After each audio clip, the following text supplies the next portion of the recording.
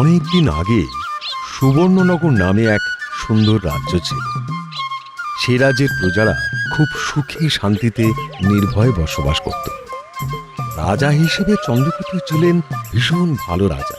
কিসে প্রজাদের ভালো হয়, কিসে মন্দ হয়, তাই নিয়ে সারাক্ষণ তিনি ভাবতেন। রাজা চন্দ্রকেতুর মনে কিন্তু সুখ ছিল না। রাজকন্যাকে জন্ম দিতে গিয়ে মহারানী প্রাণ হারান। সেই এক রক্তি শিশু রাজকন্যাকে নিয়ে ভীষণ দুর্ভাবনায় পড়লেন মহারাজ চন্দ্রকেতু। মন্ত্রী আমত্তদের পরামর্শ মতো মহারাজ আরেকটি বিবাহ করলেন, এই ভেবে যে মা হারা রাজকন্যা কাঞ্চনমালা যেন মায়ের ভালোবাসা পায়। কাঞ্চনমালার সৎ মা মহারানী লাবণ্যময়ী ছিল খুব সুন্দরী। তার ছিল এক জাদু আয়না। সেই রানী প্রতিদিন একবার করে সেই আয়নাকে প্রশ্ন করত, আচ্ছা জাদু দর্পণ, বলো তো এই বিশ্বে সুন্দর কে সবচেয়ে? কে বা আছে তুমি ছাড়া? তুমি হলে বিশ্ব সেরা। মহারানী খুব খুশি হতো সেই কথা শুনে। নিজের রূপের প্রশংসা কে না ভালোবাসে। এমনি ভাবে দিন যায়, মাস যায়, বছর যায়। মা হারা রাজকন্যা অবহেলায় বেড়ে উঠতে থাকে। রাজকন্যা কাঞ্চনমালার বন্ধু ছিল বনের প্রজাপতি, পাখি, রং বেরঙের ফুল আর বনের পশু। একদিন মহারাজ যুদ্ধে গেলেন। রাজপ্রাসাদে রাজকুমারী একা। আর সেদিন মহারানী লাবণ্যময়ী তার জাদু আয়নাকে প্রশ্ন করল, আচ্ছা জাদু দর্পণ, বলো তো এই বিশ্বে সুন্দর কে সবচেয়ে? এবার কিন্তু জাদু আয়না উত্তর দিল, এতদিন ছিলে তুমি রানী সুন্দর সবার চেয়ে। কাঞ্চনমালা সুন্দর এখন, বলছি তোমার চেয়ে। না না না, এই কথা শুনে লাবণ্যময়ী প্রথমে খানিক কাঁদল, তারপর খুব রেগে গেল কাঞ্চনমালার উপর। হিংসায় জ্বলে পুড়ে উঠতে লাগলো। খালি ভাবতে লাগলো কি করে কাঞ্চনমালাকে এই পৃথিবী থেকে সরিয়ে দেওয়া যায়। যেমন ভাবা তেমন কাজ। মহারাজ এখন রাজপ্রাসাদে নেই, এই তো সুযোগ। এই সুযোগে রাজকন্যাকে সরিয়ে দিতে পারলেই লাবণ্যময়ী নিশ্চিন্ত। জল্লাদ জল্লাদ, এক্ষুনি এখানে এসো। জল্লাদ এলো। রানী তার হাতে মোহর দিয়ে বলে, কেউ যেন জানতে না পারে। বনের মধ্যে নিয়ে গিয়ে রাজকন্যাকে কতল করে এসো। যাও জল্লাদ যাও। কেউ জানতে পারল না। জল্লাদ কাঞ্চনমালাকে ভুলিয়ে ঘন বনে ঢুকল। কিন্তু ঈশ্বরের কি খেলা! দয়া মায়াহীন জল্লাদের মনে কি যে হলো!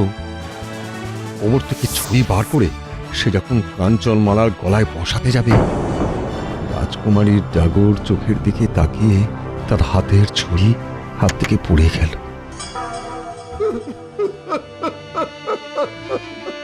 হাউ হাউ করে কাঁদতে লাগলো।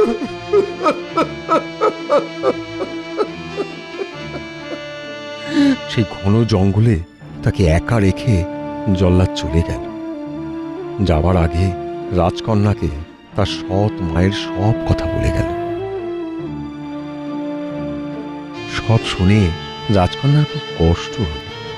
সে গাছতলায় বসে আকুল হয়ে কাঁদতে লাগলো। অনেকক্ষণ কেঁদে রাজকন্যা ক্লান্ত হয়ে পড়ল।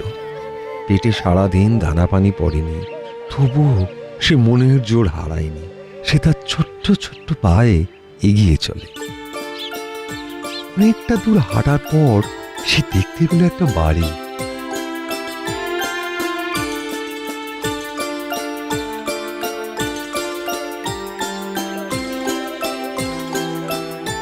রাজকন্যা পায়ে পায়ে এগিয়ে গিয়ে বাড়ির ভেতরে ঢুকলো, কিন্তু কাউকে দেখতে পেল না। তবে রাজকন্যা বুঝতে পারল যে বাড়িতে লোকজন থাকে এবং তারা 7 জন। মেঝেতে 7টা আসন সাজিয়ে রাখা। 7টা আসনের পাশে 7টা কাঁসরের থালা, বাটি, গেলাস উপুর করে রাখা। রাজকন্যা করল কি, ঘরে যা আনাজপাতি ছিল তাই দিয়ে রান্না করল। ঘর দূর পরিষ্কার করে ঝকঝকে তকতকে করে মেঝের ওপর বাঁদর পেতে শুয়ে পড়ে। ক্লান্তিতে কিছুক্ষণের মধ্যেই তার দু চোখ ঘুমিয়ে জড়িয়ে আসে। সে ঘুমিয়ে পড়ে। ওই ঘরের মালিক হলো 7 বামুন। তারা ঘরে ঢুকে তো অবাক। ঘর দূর সাজানো গোছানো, কোথাও অগোছালো কিচ্ছু নেই। ওরা ঘুমন্ত রাজকন্যাকে দেখে তো আরো অবাক। ফুটফুটে সুন্দর মেয়ে এই জঙ্গলে কি করে এলো তারা ভেবেই পেল না। রাজকন্যার ঘুম ভাঙে। এক বামুন জিজ্ঞেস করে, তুমি কে গো, কোত্থেকে এলে? তখন রাজকন্যা কাঞ্চনমালা তার দুঃখের কাহিনী সব খুলে বলল বামুনদের। শুনে বামুনদের চোখ জলে ভরে উঠল।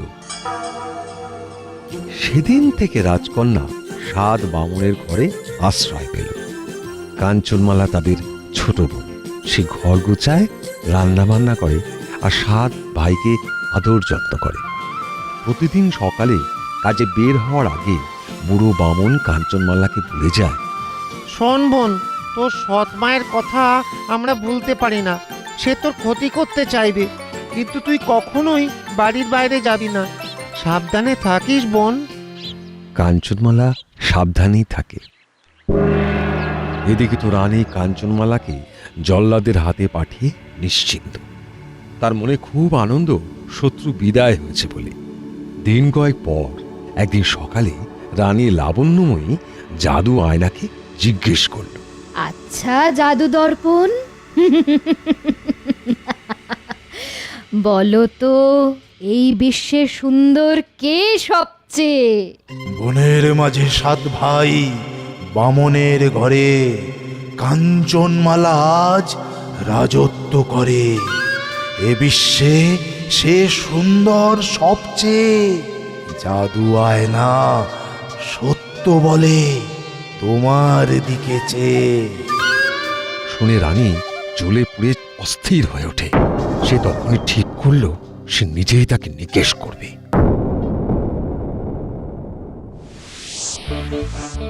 এই ভেবে রানী পরদিন রংবাহারি চুলের ফিতে নিয়ে ফেরিওয়ালার ছদ্মবেশে 7 বামুনের ঘরের সামনে এসে হাজির। দূর থেকে সে দেখতে পেল রাজকন্যাকে। দেখে সে গলা চড়িয়ে হাঁক পারল, গো সুন্দরী কন্যে, এসো এসো, তোমার চুলে রঙিন ফিতে দিয়ে চুল বেঁধে দি। এসো এসো এসো। কি দিয়ে কিনবো, হাতে যে কানাকড়ি নেই। সেই কথা শুনে দুষ্টু রানী মিষ্টি কথায় ভোলাতে লাগলো কাঞ্চনমালাকে। ছদ্মবেশী দুষ্টু রানীর মিষ্টি কথায় বড় মামুনের বারণ ভুলে গেল কাঞ্চনমালা। সে দরজা খুলে বাইরে বেরিয়ে এলো। দুষ্টু রানী তাকে কোলের কাছে বসিয়ে বিষ মাখানো চিরুনি পার করে এমন জোরে কাঞ্চনমালার মাথায় বসিয়ে দিল যে তার নরম চামড়া কেটে বিষ তার রক্তে মিশে গেল। কাঞ্চনমালা জ্ঞান হারিয়ে মাটিতে লুটিয়ে পড়ল। দুষ্টু রানী তাড়াতাড়ি প্রাসাদে ফিরে জাদু আয়নাকে জিজ্ঞেস করল, বলো তো জাদু দর্পণ, এখন কে বেশি সুন্দরী? জাদু আয়না জবাব দিল, এতদিন ছিল কাঞ্চনমালা, আজ থেকে তুমি। এই কথা শুনে রানী আনন্দে অস্থির হয়ে উঠল। তার মুখে হাসি আর ধরে না। সেদিন সন্ধ্যায় 7 বামন ফিরে এসে দেখল রাজকন্যা মাটিতে পড়ে আছে। বিষের জ্বালায় তার সারা দেহ নীল হয়ে রয়েছে। কাঞ্চনমালা গভীর ঘুমে অচেতন। সাত বামন অনেক চেষ্টা করেও কাঞ্চনমালার ঘুম ভাঙাতে পারল না। সুখে দুঃখে তারা বাঁধতে লাগলো। রাতটা এইভাবেই কাটলো। পরদিন সকালে সেই সাত বামন মিলে ফুল লতা পাতা দিয়ে একটা সুন্দর বিছানা তৈরি করে আর সেই বিছানার মধ্যে কাঞ্চনমালাকে শুইয়ে দিল। তখন বড় বামুন একটা ঘুঁটিতে করে জল নিয়ে সারা শরীরে ছিটিয়ে দিল আর কাঁদতে কাঁদতে বলল,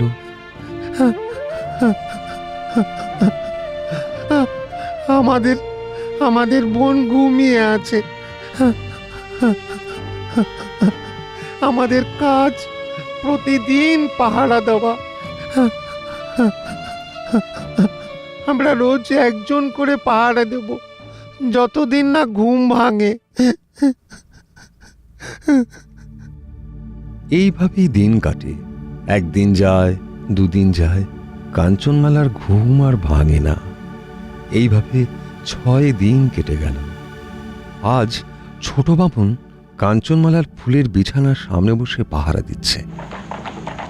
হঠাৎ এক রাজকুমার সেই পথ দিয়ে ঘোড়ায় চলে যাচ্ছিল। সে দেখতে পেল ফুলের বিছানায় শুয়ে থাকা কাঞ্চনমালাকে। অমনি সে ঘোড়া থেকে নেমে এগিয়ে গেল। ছোট বামুন কাঞ্চনমালার জীবনের সব ঘটনা শোনালো। রাজকুমার সব শুনে কাঞ্চনমালার ফুটফুটে সুন্দর মুখটা তুলে ধরল। রাজকুমারের চোখ থেকে জলের ধারা নেমে এলো। সেই চোখের জল যেই না কাঞ্চনমালার কপালে পড়ল, কাঞ্চনমালার বোঝা চোখ খুলে গেল। লাল টুকটুকে ঠোঁটে হাসি ফুটিয়ে সে উঠে বসল।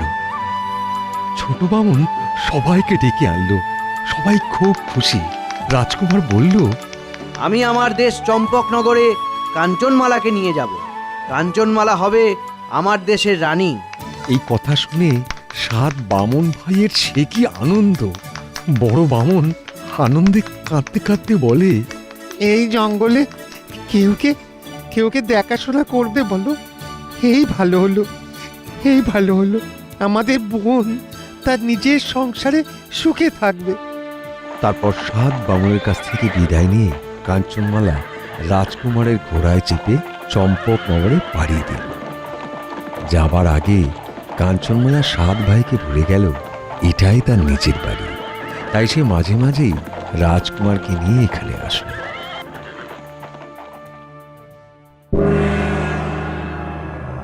ওদিকে দুষ্টু রানী খেলার চলে অনেক দিন পর জাদু আয়নাকে প্রশ্ন করে হাসতে হাসতে, বলো তো জাদু দর্পণ, কে সুন্দরী সবচেয়ে? জাদু আয়না গমগমি উত্তর দেয়, সবচেয়ে সুন্দর মহারানী কাঞ্চনমালা। চম্পকনগরে তার বাস। তার ক্ষতি যদি করতে যাও হবে সর্বনাশ। লাবণ্যই আয়নার ওপর আঘাত করল।